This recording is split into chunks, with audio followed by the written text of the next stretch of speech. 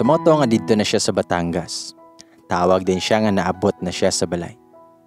Human pagkakadlawon nanawag siya. Nakabati ko nga murag nag-inuman. Niya siya kay murag hubog naman kayo. Damiana siya. Ngayang, mahal na mahal talaga kita. Anak ko, nga lasing ka na ata.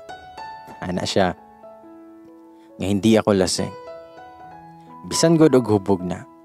Human anak na pud siya, yang mahal na mahal kita. Kahit saan ako magpunta, iniisip kita. Noon sa Misyoy, ka-weirdo na kayo. Pagkaugma, nag-text siya. Yang, ito ang lagi mong tatandaan. Kahit saan ka magpunta, kahit anong ginagawa mo, may Lucas na nagmamahal sa'yo. Tandaan mo lagi yan. Gikilig ko na murag giuihan na siya ha. Padayon lang iyang text o tawag, bisan tua siya sa Batangas. Ambot unsa nasulod sa kong nahuna man, nga akong gitawagan ang number nga nakita nako sa inbox yang cellphone. Pila na kaadlaw ang nangagi. Wala naka-register ang iyang number. Maayo na lang kay accounting graduate. Hanas sa numero na memorize yun dayon nako. Pero ang message, wala ko na dayon og basa kay iyan nang gikuha iyang cellphone. Sumoto nga akong gitawagan. Namasin lang gud ko og kung kaila siya ni Lucas. Unya kay ang nitubag, babae man. Ako kunuhay nga gipangita si Lucas. Kay kung wala siya kaila ni Lucas, moana ra gyud og wrong number. Unya nakatubag kay babae man. Human ni ana siya nga girlfriend to ni Lucas. Magkasama kami ngayon dito sa Batangas. Sabihin ko lang sa kanya na may tumawag.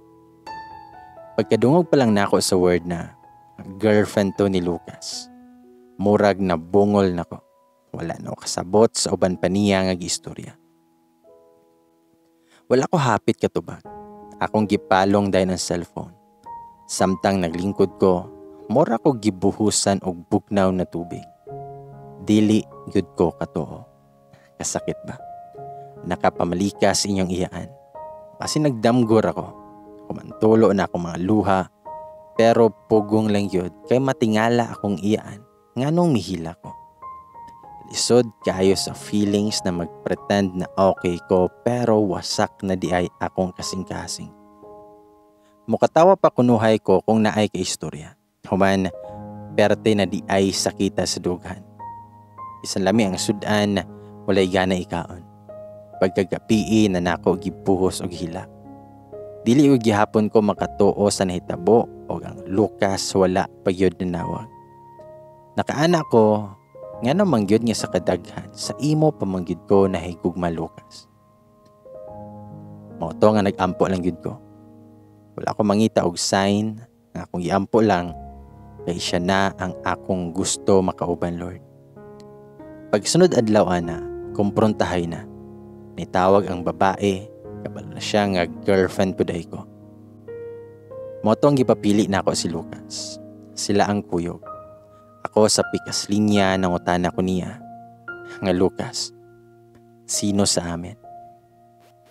Ang iyang tubag, siya ang pinili ko. Tapos na tayo. Diring dapita mura ko og gilubong na buhi. Relate ko sa kanta ni Michael V na sinaksak mo ng kutsilyo at binuhusan ng asido. Pero ambot niya nung dili yun ko katuo sa ako na dungo. Okay kay may ato miaging adlaw. Puro pa nga mahal kita. Human karon mo ato'y iyahang tubag. Grabe ang hilak na sadna ko ato. Grabe kasakit. Murag nabasla na yun ko. Nakaana ko nga mao ni siguro akong karma. Ako ra ang naunay sa kunuhay nga pa-chill-chill lang na relasyon. Palang seryosohan. Unya kalit lang nga nag-flashback na tanan nga mga lihok niya atong miaging adlaw. Og katong iyaha mga text na ako. Bisan sakit sa dughan ang iyang giingon, pero dili na ako ma-feel na wala siya mahigugman ako. Daghan ako og mga what if. What if nasulti lang niya kay tapat sila? What if kung tinuod yun iyang ingon na love ko niya? Ug daghan pa ng mga what if sa akong nahuna. Sumoto nga pag-ugma ako siyang gitawagan. Akong gipangutana og utro kay dili yun ko katuo sa iyang tubag nako. Ako siyang giingnan, sigurado ka talaga sa sagot mo? Kasi hindi yon ang nararamdaman ko. Ana siya, nga bigyan mo lang ako ng ilang araw. Aayusin ko na muna to. Sumoto nga behave ko. Wala sad ko nagsinamok niya, pero kada gabi ko nga permi maghila. Maghuna-huna pa lang ko na lain niyang kauban. Murag gikumot-kumot ako ang kasing-kasing. Magsiyog pangutana sa akong kaugalingon. Kaya pa ba? Samtang nag-ihap ko sa mga adlaw na iyang giingon nako na pabuto nako siya. Murag ako rasad nga gi-torture ako ang kaugalingon. Dapat pa ba ko nga mutuo? Naabayod ko ipabuton. Siguro kung nauso na ni nga page atong panahon na, basin dere na nako nagpagawas sa kabugat sa akong gibate. Pila na kaadlaw ang nangagi. Kung dili siya moabot sa adlaw na iyang giingon, buot pasabot nga human na yun ming duha. Dili nako magdahom pa. Dawato na lang nako bisan sakit kayo. Bisan wala o kasabot unsaon pag let go o pag move on niya. Og insakto na human ang mga adlaw na iyang giingon nako. Ituman niya ang iyang saad og nibisita siya. Sa pagkita nako niya, sago lang ako ang gibate. Ang sakit nga ako na natagamtaman og kalipay nga naa siya sa ako ang atubangan. Humani ana siya, nga tapos na kami. Pinalaya na niya ako. Wala yapon ko kasabot sa akong gibati kung angay ba nga malipay, kay naka-feel pud ko og pain para kay girl. Kay mausad na akong na-feel nga pareho ming duha nga nasakitan. Dilo ko dautan, pero nakahimok og dili maayo. Naka-feel pud ko og guilt. Ipabasa niya ang message ni girl. Settle your life with Yang. I know how much you love her. Nitulo akong luha og naka-feel yun ko sa pain para niya. She's smart, selfless, og strong. Og i-admire na ako siya. Unlike me, nga selfish. Human ato daghan na og changes sa mong relasyon. Kanang moingon siya og I love you, dili na nako katuhuan. Sa akong nahuna, tinuod bigyod ka ha nga gihigugma ko nimo. Unya, dili nako ganahan nga gunita niya. Dili na sad ko mo parayig niya. Naa na gyud distance na mong duha. Yes, mag-uban mi, pero murag dili na mi malipayon. Hilom na mi. Dili na pareha sa una na genuine yun ang kalipay. Ana siya, nga nagbago ka na. Tubagpud ko, nga ikaw din, nagbago ka na. Dayon gidala ko niya sa ilaha. Pila kasi mana human sa nahitabo. Ang iyang sister-in-law nang umusta na ako. Ana ko, di pa mi okay ni Lucas. Ana siya, alam mo, madaming girlfriend yan. Madaming ka-fling. Pero ikaw lang ang dinala niya at hinarap sa amin. Kahit yung isa hindi niya yon dinala dito. Mula umuwi yan galing sa probinsya nyo, nag-iba ang aura. Alam namin na in love. Madalas mga babae yung tumatawag sa kanya. Pero nanibago kami kasi siya na yung tumatawag sa babae. Akala namin bago na naman siguro. Pero nung birthday niya at sinabi niya na may bisita ako, lahat kami nag-aabang nung makita ka namin. Inisip na namin ikaw na siguro kasi hindi yan nagdadala ng babae dito. Mabait at responsable si Lucas. Di mahirap lapitan pag may kailangan kami. Sumoto nga gihatagan ako siya og chance. Ninay-hinay nako og kasweet niya. Moto ang iyang halangdon na cellphone iyahan ang ginabilin sa kuha. Murag wala na ginatago. Pero pila ka semana ang nangagi, naanasay na nawag na babae. Ana siya. Hello? Pwede kay Lucas. Anak ko, nga wala siya. Sino pala to? Tubagpod, nga ikaw, sino ka? Agoy, gibaliktad ko og pangutana. Pwes mitubag ko, nga ako siyang girlfriend ni Lucas. So ikaw, sino ka? Tubag siya nga girlfriend din, pero baka ex na niya kasi ikaw na may hawak ng cellphone niya. Sigurado ka ba na kilala mo na siya? Wala na ko ni Tubay, kimurag ni aksyon na og katol akong kaspa. Kinsa naman sad ning bayhana, lahi naman pod. Pagpamisita niya pagagabi sukmata na pod nako siya. Bahin atong bayhana, wala siya nakurat og nitan-aw na lang nako. Human tapad siya og lingkod nako og ana siya. Naiintindihan kita kung magagalit ka. Pero gusto ko lang malaman mo at kung may malalaman ka pa at makikilala sa darating na mga araw, lahat yan sila na una sa'yo. Nang dumating ka na sa buhay ko, hindi na ako naghanap ng iba. Wala na akong ibang niligawan mula nang naging girlfriend kita. At wala na akong balak maghanap pa. Dinahandahan ko nang ayusin ang buhay ko. Mas masaya ako ngayon kasi andyan ka. Another chance na pud ba? Pila pa kakabay ako ang makomprontaan eh. Kung mauni ako madayon, sigurado ba yun nga dili na ni siya mangitawglain? Tinuod yun tanan nga mga komento nila sa una nga maghilak lang ka, na magkonsumisyon lang ka. Huwag naka-feel sad ko og insecurities kay fresh graduate pa ko.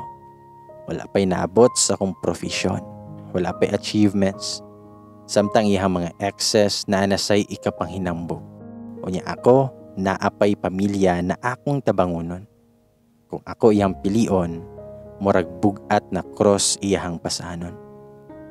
Dani abot sa katapusan sa buwan. Delayed na ko. Pag nagpa-check up ko, og it's positive, buros ko. Dito na ko murag na hamata sa ako ang kabuang. Chill lang dayha. Nya karon, nibalik na sa kung unang-huna ang mga pangandoy sa kinabuhi. Ibati na sad ko og sobra naka-worried. 21 pa lang ko. Gipahibalo na ko siya og perti niyang lipaya. Makita yun siyang dagway ang kalipay samtang naghaplos-haplos sa kuntihan. Magkakaanak na talaga tayo yang. Magiging tatay na ako. Sumangoto nga atubang siya sa kung iyaan nga iyaha kong panagutan. Dito na nagsugod pagbalik sa maayo among relasyon. Responsable kay siya. Pagkabalo pa lang niya na bursko, pagkasweldo niya, natingala ko. Likod sa envelope nagsulat siya og naglista siyang mga gasto. Ultimo pamasahay sa sikad iyang gisulat. Pagkahuman niyang gidunol na ako ang envelope ug ana siya. Love, yan ang sweldo ko. Yung nakasulat sa likod, yan lahat ang nabawas ko. Walang labis, walang kulang yan. Insakto ang remit ko. Wala ko magtuo nga iyahang ihatag ang tanang sweldo niya. Bisan wala pa mi nakasalato. At iman kay ko niya kung unsa man ang tanan nga kinahanglan nako. Hangtod, nakasalmi. First night na mo isip man nagtiayon nang umpisal na siya tanan niyang mga kabuang. Anak ko, bakit ngayon mo lang sinabi ang mga yan? May karapatan kang malaman ang lahat at saka wala ka nang magagawa. Kasal na tayo. Baka kasi umatras ka sa kasal. Buatras ba yun ko nga butod na gani ni akong tiyan? Ang anak ko, nga hindi na importante ang past. Ang mahalaga ngayon at ang future. Dili man sad ko perpekto, pero gihigugma ko niya. Baby boy ang amo ang anak. Ya dito namin ni Puyo dol siyang trabaho. Nakita na ko unsa siya kakugihan. Sayo pa sa buntag mo mata. Kuman kay walay tubig, layo pa ang kabanan. Magkabo siya para punduhan tanang balde sa banyo, hasta sa lababo, usa mosulod sa trabaho. Diha pod to'y pag-abot niya nga naabdan ko nga naginihinay og labad dito sa banyo. Murag 3 months pagikan ko ng anak. Nagdali-dali siya og pahawan ako kay mabughat daw ko. Nag-ilis din siya og pambalay. Human, siya na ang naglaba. Ana siya, ayokong magkasakit ka. Dayon magsige siya OT sa trabaho. Di ay gabi nga samtang nagpakatulog ko sa bata kay pagkadlawon naghilak man. Nya human, Si Lucas tulog na. Makita gyud nako siyang itsura nga hago kayo sa trabaho. Pero gwapo lang yun gihapon. Maluoy ko magtanaw niya kay nakaana ko kung siguro kadtong usa iyang gipili tindot iyahang kinabuhi. Siguro tuan na sad siya sa Amerika pero ako ang gipili. Sakit man sa kong dughan nga makita nako siya nga hago. Nitulo kong luha. Dili na ko malikayan nga muhisgot ko nga siguro kung yung isa ang pinili mo, hindi ka na mahihirapan. Pero gakson lang ko niya og mingon siya. Masaya ako kasama ka. Hindi sukatan ang pera. Ikaw ang nasa puso ko. Oo, inisip ko dati, dapat siya ang piliin ko. Siya talaga ang nasa isip ko na dapat kong piliin. Kaya lang, ikaw talaga ang sinisigaw ng puso ko. Kahit anong gawin ko, di talaga matuturuan ang puso. Kaya wag mo nang isipin yon.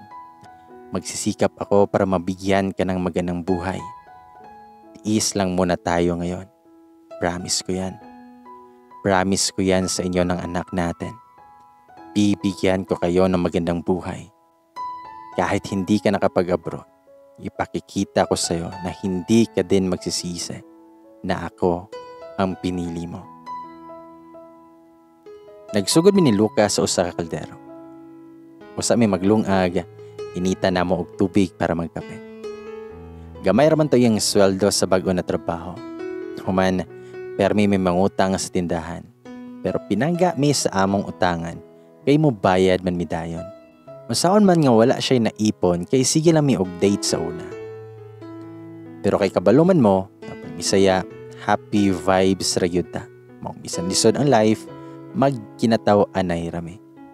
Mahimot ko niya kung mag-joke ko kay grabe kay siya mo katawa. Kanang magluha-luha na iyang mata sa sige og katawa. Ug hangtod, naka-abroad siya og didto na nagsugod nga nagbag-o among kinabuhi. Proud ko ni Lucas. He made his promises not to be broken.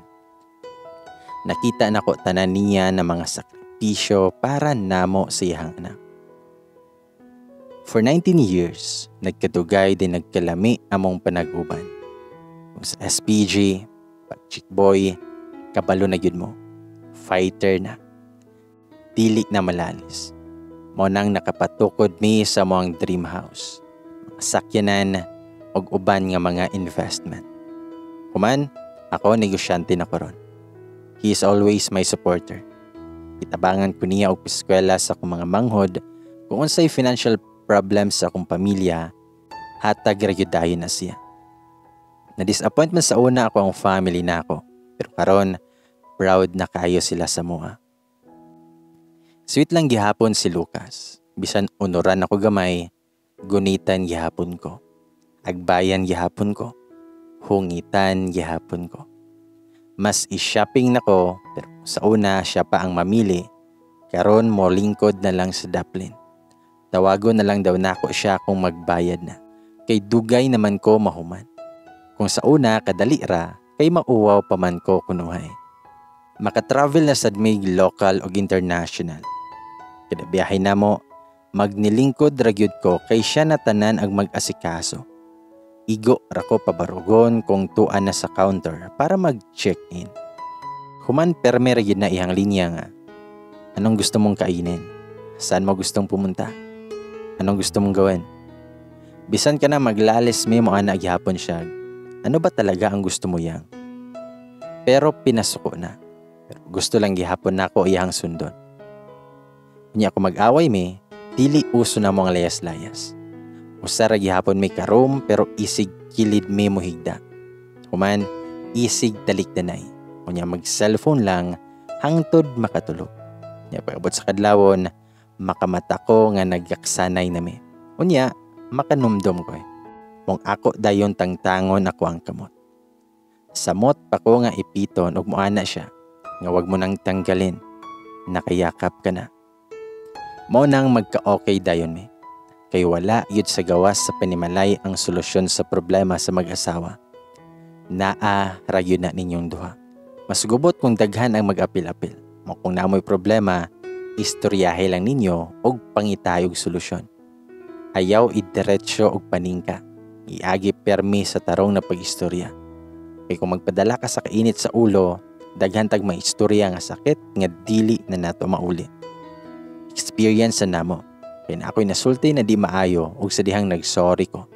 Ang tubag lang ni Lucas na kahit ilang sorry ang sasabihin mo, di na yon mababawi kasi nasabi mo na. Bisan na pasaylo ko sa kong gistorya pero nakapasakit na ko. Kung karon, careful na ko. Unya na isa kahigayon nga nahubog siya. Isapot na ko kay dugay makapananghid sa mga kainom. Beast mode na ko. Unya ni barog na siya, unya di nakabarog og tarong. Humani ana siya nga hindi ako under ha. Huwag niyong isipin na under ako. Mahal na mahal ko lang yang asawa ko, kaya uuwi na ako. Bis maglagot ko, makatawa na lang ko maong inig-abot at timanon na lang sad nako.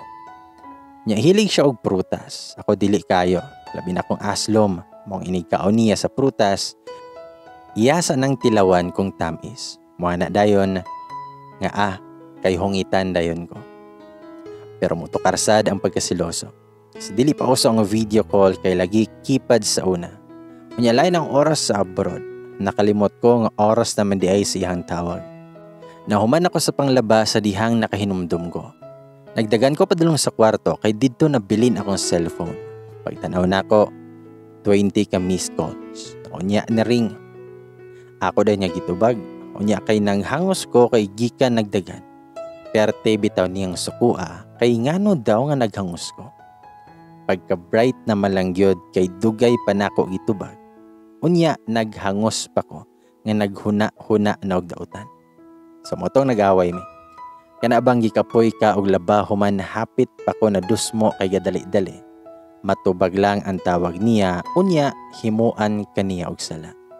Dili baka ni siya masuko kay Lucas iyahang name dire. Basin pagdudahan na sad ko aning Lucas na ngalan. Bitaw, kung balikon nako ang panghitabo dito sa diskuhan, mao ra gyud gihapon akong tubag. Yes lang gyud gihapon. Unexpected love. Kaya wala ko nagdahom nga sayo ihatag sa Ginoo ang akong giampo. Ug labaw na wala ko magtuo nga si Lucas akong madayon. Yes, I liked him. Pero wala ko magtuo nga seryosohon ko niya sa kadaghan ni og bae. Sa probinsya pa siya nakakita og pang forever. Pero naa di ay nagpaila nga anak ni Lucas sa pagkaulitaw. Gipanganak siya nga wala pa ko sa kinabuhi ni Lucas. Tawat ra nako. Okay ra pod sa mong anak kay wala man sila'y labot. Pero magpa-DNA kay lagi ana siya nga wala siya kabalo. Anak ko nga basin na apay lain. Usahan na lang nagpa-DNA. Nahimot na lang ko kay ebidensya gyud kaayo sa iyang pagkabuutan. Kung sa ulitaw pa siya, mangutan ako kung basin na siya anak. Mangugat yun na siya ingon na wala. Pero karon, moingon na siya baka. Bitaw, thank you sa pag-post or pagbasa bay kung ma-post man eh. Busy ko pero gihatagan yun din ako og time. Ambot lang unsay bation ni Lucas kung makabasa siya or makapaminaw ani. Bahala na kung kasab-an ko. Bitaw, musabot rato siya nako. Maabot man yun nang matigawang nata og makalimtano na. O kung maabot na nga panahon, ang makabasa pa ani or makapaminaw, sila na ang makaremember sa among love story ni Lucas. All those descriptions about us was our looks 19 years ago. But we age beautifully now. Hat lang gihapon akong Lucas. I love you dearly. Ladies and boys, dungan tag ingon, sana all.